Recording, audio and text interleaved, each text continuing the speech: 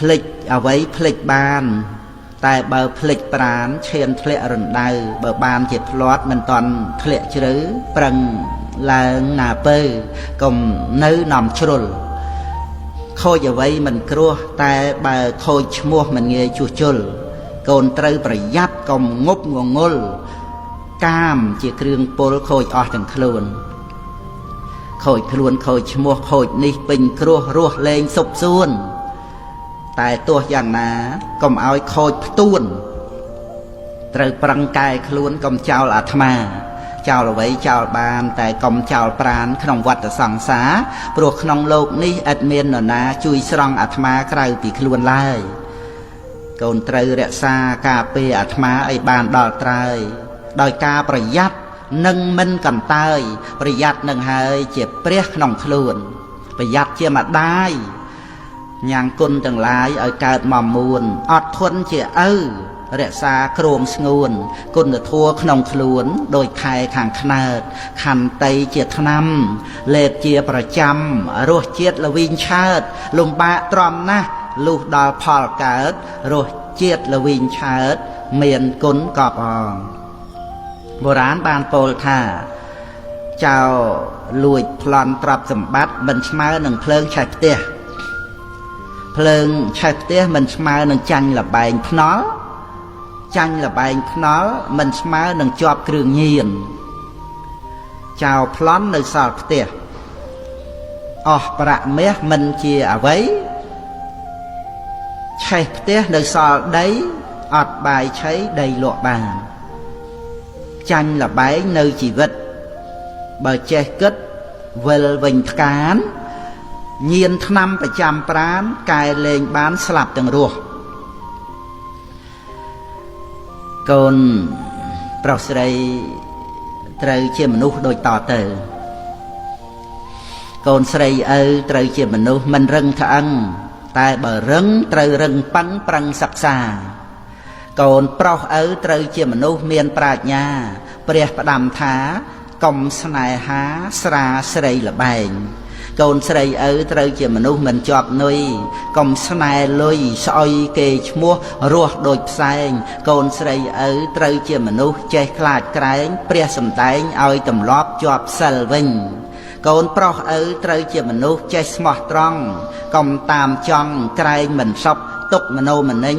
កូនប្រុសឪត្រូវជាមនុស្សតាមចេះវិញប្រឹងបំពេញធัวសន្តោសប្រុសមេត្តាកូនស្រីឪត្រូវជាមនុស្សមិនប្រមាទកូនស្រីឆ្លាតចេះប្រមើលមើលកិច្ចការកូនស្រីឪត្រូវជាមនុស្សទន់ចរិយាតែយ៉ាងណា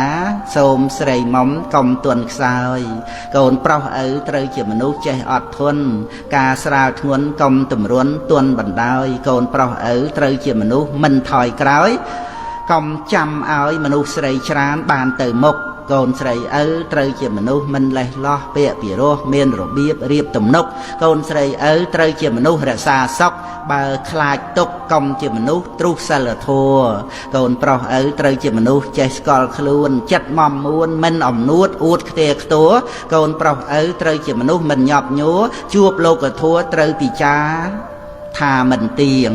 កូនស្រីឪត្រូវជាមនុស្សចេះដឹងគុណជាដើមទុននៃជីវិតពិតជាស្បៀងកូនស្រីឪត្រូវជាមនុស្សមិនលំអៀងសំដីទៀងពិតប្រកបមាត់ក្រអូបកូនប្រុសឪត្រូវជាមនុស្សចេះចាប់ផ្ដើមកុំច្បិចច្បើមត្រូវប្រឹងប្រែងក្រែងខ្វះហូបកូនប្រុសឪត្រូវជាមនុស្សមិនចេះល្មោបតែបើទ្រោបត្រៀលដល់ខ្ជិលរិលបញ្ញាកូនស្រីឪត្រូវជាមនុស្សមិនច្រណែនរៀបបែបផែនជាមង្គលដល់គ្រួសារកូនស្រីឪត្រូវជាមនុស្សមានមេត្តាមិនអ៊ីសាក្នុងជីវិតពិតជាស្ងប់កូនប្រុសឪត្រូវជាមនុស្សដឹងប្រមាណក្នុងខ្លួនប្រាណរាល់យប់ថ្ងៃលេងឲ្យកប់កូនប្រុសឪត្រូវជាមនុស្សមិនអាភ័ព្វមិនត្រូវជាប់គ្រឿងញៀនញ៉ាមកាមគុណ5កូនស្រីឪកូនប្រុសស្រីកុំជាមនុស្សទ្រុសមិត្តភក្តិកុំជំពាក់ទ្រព្យបំណុលបុលបញ្ចាំកុំរ៉ាប់រងធានាទ្រព្យជាប់គ្រោះកម្មឪសូមផ្ដាំកម្មវេរាជាគ្រោះកាចកូនប្រុសស្រីកុំជាមនុស្សទ្រុសសីឡាកុំគិតថាសិលនេះណាខ្លាកំណាច តាមពិតសិលជាទេវតាក្លាអង្អាចមានអំណាចអាចប្រហារខ្លាកិលេសកូនប្រុសស្រីកុំជាមនុស្សទ្រុសមេត្តាស្រីនេះណាជាប្រព្រំកុំប្រហែសតែប្រហើនហ៊ានខោរខើត្រូវភ្លើងឆេះជាតិអ្នកចេះត្រេះរិះដឹងប្រឹងបូជាកូនប្រុសស្រីកុំជាមនុស្សទ្រុសបៃតាត្រូវដឹងថាប្រុសនេះណាជាព្រំមេបានសុខហើយក្នុងជំរុំព្រំវិហារត្រូវមនីមនីភ្ងារលឹកនឹកតបគុណកូនប្រុសស្រីកុំជាមនុស្សទ្រុសប្រពុតត្រូវលំអត់កាយវាចាប្រាថ្នាបន់កូនមានទានសិលភាវនាជាដើមទុនផុតទេរុនចាអាបាយឆ្ងាយពីទុក្ខកូនប្រុសស្រីកុំជាមនុស្សទ្រុសព្រះធัวកុំជាប់ជួរនៃកាមគុណសុនក្នុងគុកប្រឹងដើរតាមស្នាមព្រះបាទព្រះជន់ទុកកុំសម្រុកធ្វើដំណើរដើរផ្លូវមីកូនប្រុសស្រីកុំជាមនុស្សទ្រុសព្រះសង្ឃត្រូវនឹកត្រង់អង្គសាវកព្រះភគវីទ្រង់សាសនាព្រះចិនស្រីល្បីខ្ទួខ្ទាក្រងធម្មាជាបៃដកវិសុអៈកូនមាសឪពុកទាំងឡាយហើយព្រះធัวមានហើយកុំធ្វើខ្វាក់ប្រឹងអានប្រឹងគិតឲ្យប្រចាក់ខណៈដ៏ល្អកុំកន្លងថ្ងៃ15កើតខែពិសាខជាថ្ងៃសម្រាកធ្វើបុណ្យឆ្លងព្រះពុទ្ធទ្រង់កើតជាចម្បងចម្លងសត្វលោកផុតភព3ថ្ងៃ15កើតខែអាសាឍកូនឪត្រូវឆ្លាតយល់សេចក្តីថ្ងៃនេះជាថ្ងៃព្រះចិនស្រីចាប់ផ្ដើមពោលស្ដីត្រាស់ទេសនាជាថ្ងៃកំណើតនៃព្រះធัวស្ដាប់ហើយតាំងពួរដល់ថ្លៃថ្លាដល់ពេលប្រសូតបានសោតាផុតចាកទុក្ខាក្នុងអាបាយ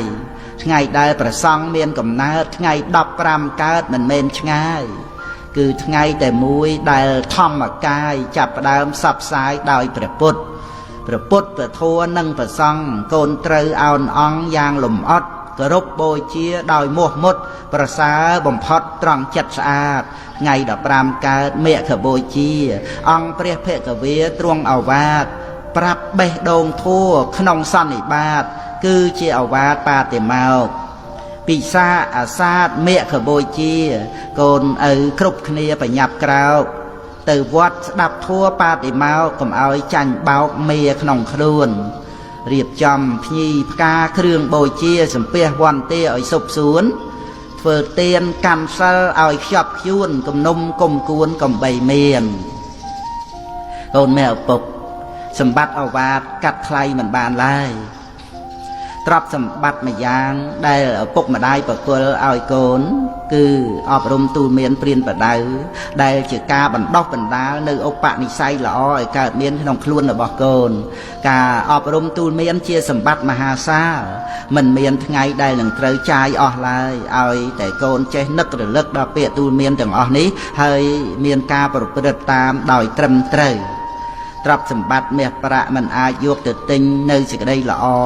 យកមកដាក់ខ្លួនកូនបានឡើយប៉ុន្តែសេចក្តីល្អដែលកើតមាននៅក្នុងខ្លួនរបស់កូនគឺព្រោះអាស្រ័យការអប់រំការបង្វឹកបង្ហាត់និងការបង្ហាញប្រាប់ដោយសេចក្តីស្រឡាញ់និងដោយសេចក្តីព្យាយាមរបស់មាតាបិតា